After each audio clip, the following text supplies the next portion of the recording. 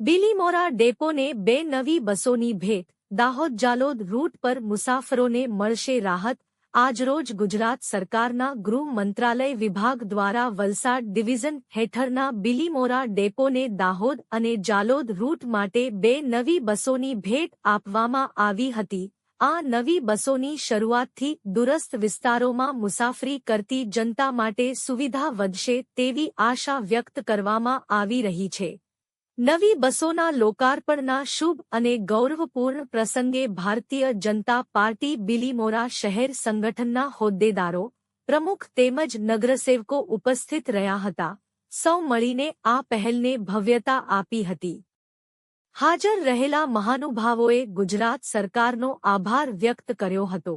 સાથે જ નવી બસો મુસાફરો માટે વધુ આરામદાયક અને સમયસર સેવા પૂરી પાડવામાં મદદરૂપ બનશે તેવી શુભેચ્છાઓ પાઠવવામાં આવી હતી. રિપોર્ટર સલમાન શેખ.